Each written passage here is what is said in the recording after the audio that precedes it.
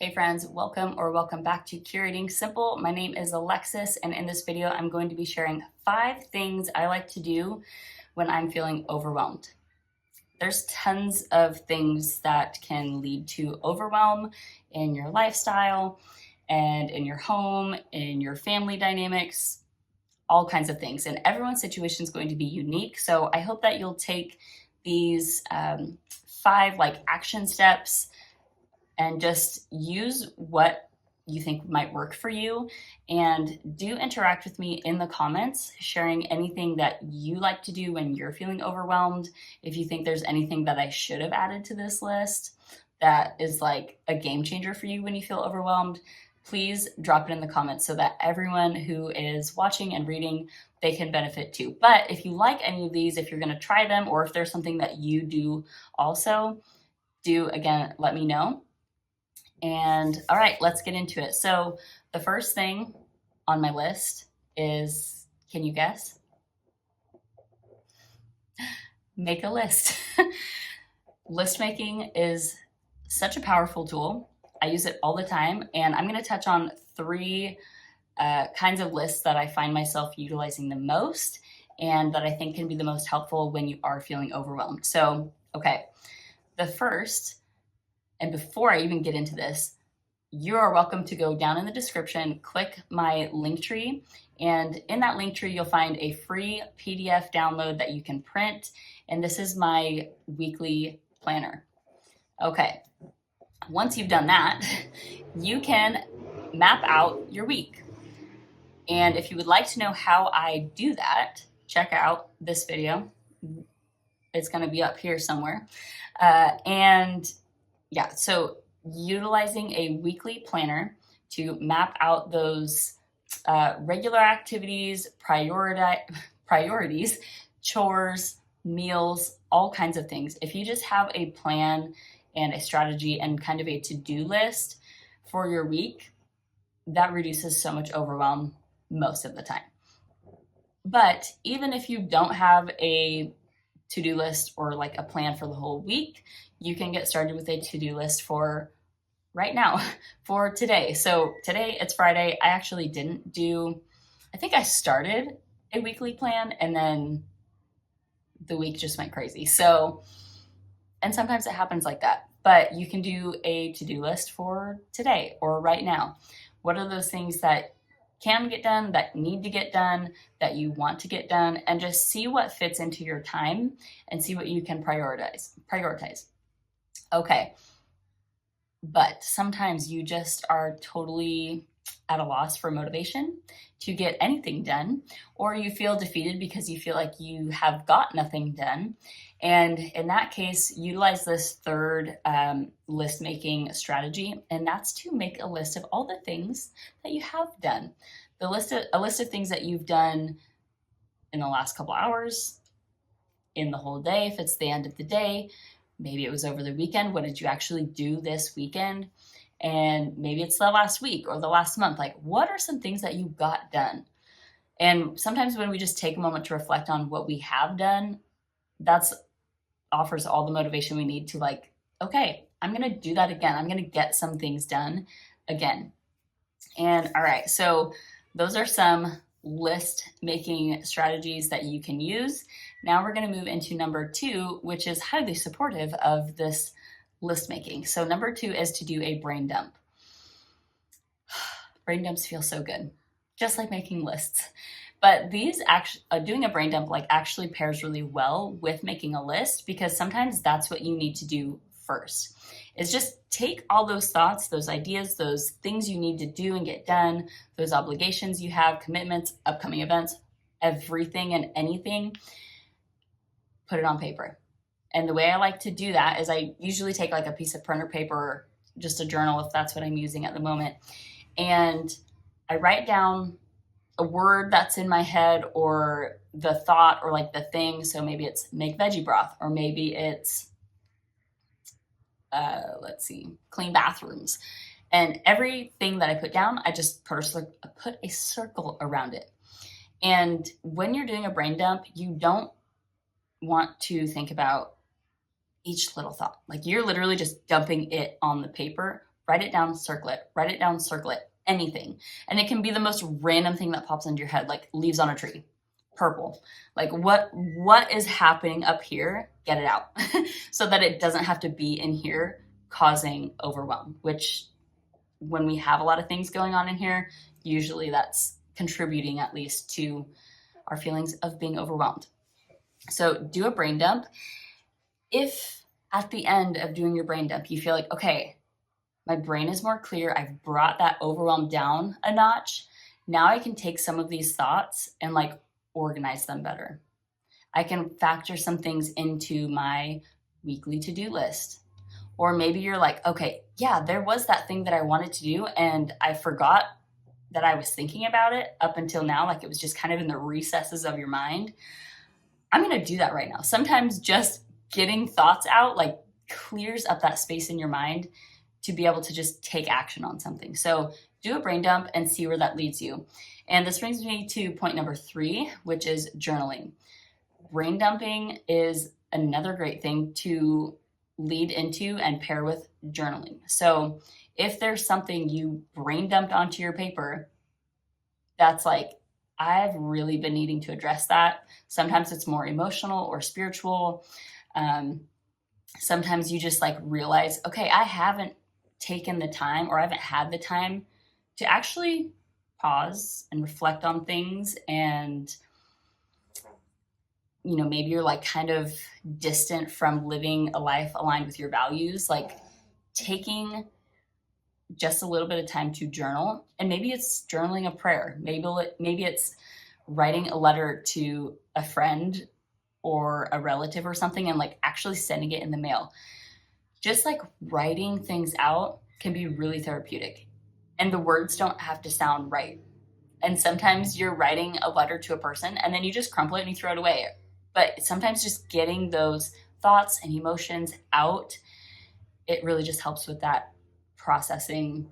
And it's quite therapeutic. So, and that also leads me into another way that you can utilize journaling is to go back into your phone, whether it's Instagram or Pinterest or your phone notes or your photos and screenshots, and take some of those things that you've been collecting and hanging on to, like quotes or recipes or like a skill or a parenting tip or whatever it is, and actually write it down. So you might take a spread in your journal, just like, 2 pages, just like one spread like that, and just write down each quote or thing that you had saved somewhere virtually. And then if you want to, you can delete it. Maybe it's a screenshot or something, and you can just like delete it then because, you don't need it on your phone now that you have it on paper, because kind of you're saving it because you wanted to reflect on it and learn about it. And as you're writing these things down, if something in particular is speaking to you that you want to reflect further on, or you want to look further into, or you really want to start practicing and incorporating into your lifestyle and your skills, like do that. So not only journaling for reflection purposes, reflecting on your values, your priorities, your goals, your finances, your relationships, communication, things, inspirations you've been gathering, quotes, whatever. Follow that up with like action steps or an action plan. How are you going to start doing better? How are you going to start setting yourself up for success in a new kind of way? All right. And then this leads me to number 4, which is go to your Pinterest. If you have Pinterest, go there, check out your boards. There's a reason we have these, guys. It's not just for entertainment and doom scrolling and like being flooded with information and ideas and all kinds of things, right? Utilize it.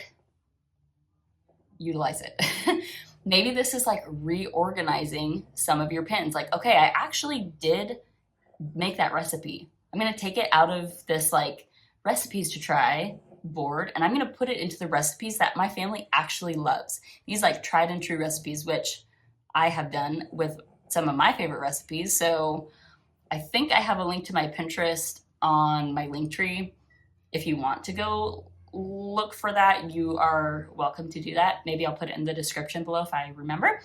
But yeah, going through and either organizing some of those things, because again, we go through this like collection and absorption like process with information and ideas and all the things, but we don't as often go back to reflect on them, which is where like kind of brain dumping and journaling and all that stuff can kind of come into play. But then also we have to kind of take it a step further with those action steps and actually integrate them into our skills, our routine, our lifestyle, our understanding and perspective on things. So going to your Pinterest, I think, is an awesome way to have that feeling of like accomplishment. I got rid of some things in my boards that maybe like don't speak to me anymore, or maybe I wrote down those quotes and I can just kind of clear that board up a little bit, or I'm taking those recipes that we actually really love and have actually made and they're over here and I know an easy place to find them. Bonus tip, take those recipes and actually write them down and create a family recipe book that you have a hard copy of, print it out, whatever. That is a super awesome thing to do. You can pass that on to your kiddos one day and they will appreciate you for that. Okay, I digress. And maybe it's something like a skill, like learning how to tie certain knots that you can use for camping or gardening, or learning how to tie your shoes better. Taking those things, those inspirations we have on our Pinterest boards, and actually learning the skill, actually learning and incorporating that strategy or practice or approach into our parenting, whatever it is. Learn and do those things that you've been telling yourself you want to learn and do. And so much overwhelm is going to go away because you'll feel like, okay, those things aren't just sitting on the back burner anymore. Those things aren't just like waiting for me to get to them. I'm actually getting to them and doing them. And you feel really good once you do that. Okay, so this is going to bring me to number 5, because I think for the average like middle class family, we are just surrounded by an excess of like physical possessions all the time. And when we don't take the time to manage these things well, or let go of some things that are contributing to our overwhelm, or they're just like the flat out cause of the feelings of overwhelm. Sometimes you walk into a room and you're like, I needed to do something in here, but I don't want to even be in this room. Like I just need to go. Working on decluttering our home, simplifying things, and implementing systems that support us in the management of our home so that we actually have a manageable like threshold of possessions is so freeing from overwhelm. But you have to like jump into it and do it. And this doesn't necessarily mean you have to like go and get rid of all your things, right? You can just put things in a bin in the garage, or let them sit in a stack in the garage for a minute until you're like, okay, am I actually going to have a yard sale? Or let a couple months go by and, okay, I actually do want to keep that muffin tin. You don't have to necessarily make this like final decisions about the things in your home right now, unless you think like, okay, this thing has been sitting here forever and I've been meaning to get rid of it. Like it goes. You don't have to make those final decisions in the moment when you are decluttering, but I would encourage you to go through certain spaces in your home or rooms in your home. And I think my favorite method of decluttering, and I don't always do it because sometimes it's not always the most practical, but I think if you're really serious about utilizing a space or a room for its intended purpose, like this is a really fantastic way to do it if you can, in a reasonable amount of time, is you completely clear that thing out, whether it's your closet or your dresser or even like your drawers in like your bathroom vanity cabinet or whatever. Take everything completely out of it. Look at what you have. Okay, what do I use every day? It's kind of like how we use the weekly planner to put in those like essential things, and then like the next most important thing, or like the next most used thing, and then like maybe some of those wants or like occasional things, and then some of the excess, like we can at least get it out of our immediate space. We could store it somewhere that is relatively easy to access, maybe like in the garage or a linen closet or something. And it's not in that every day I'm opening this drawer and it's just bursting with things inside. But I know that if I did need that one thing, I can take like 10 steps down into the hallway and grab it and easily put it back when I'm done.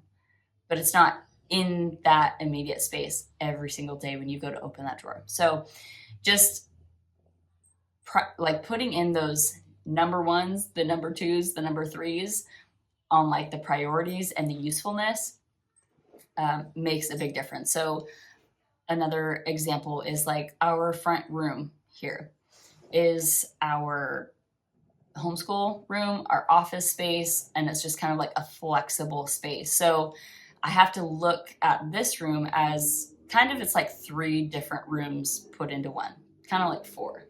We do some other things in here too, but how then like looking at this space, and I'm probably not going to remove everything out of this room, but I can remove everything out of here.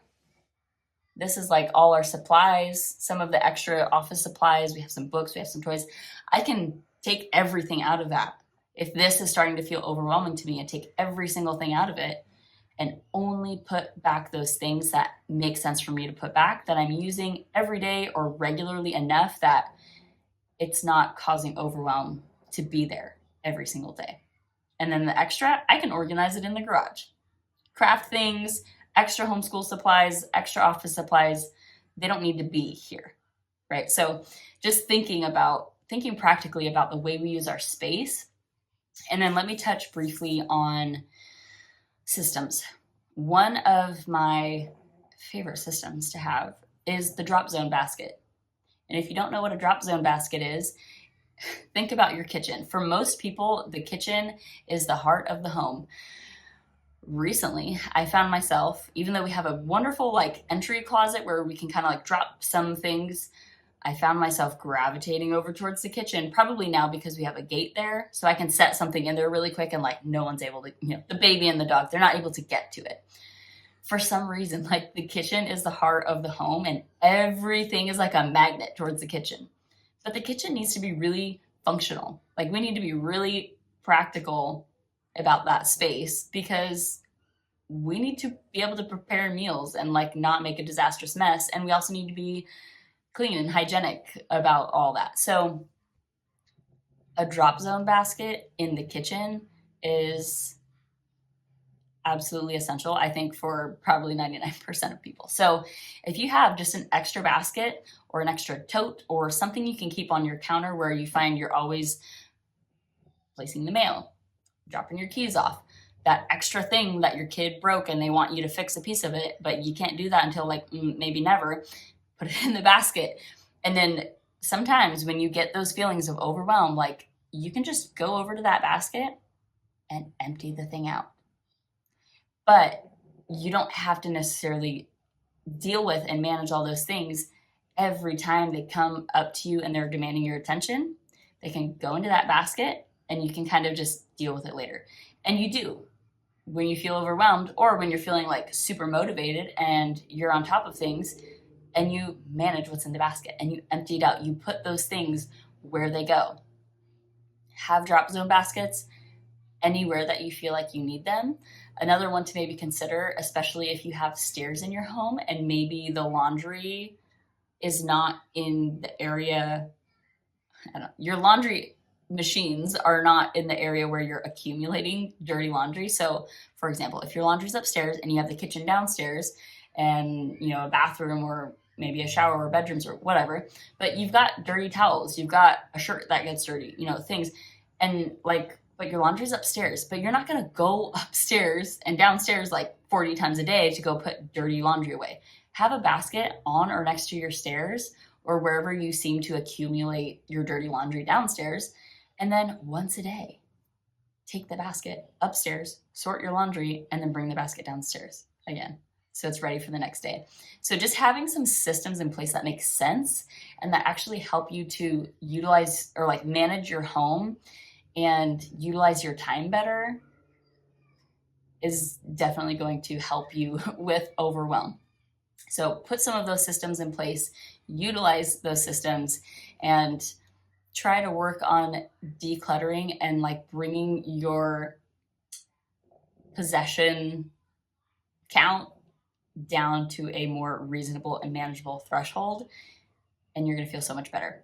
All right, we're at about 21 minutes, so I'm gonna tune out here and you'll see me in the next video. If you like this one, if you found it helpful, please do like, comment, subscribe, and share, and we'll see you later. Bye.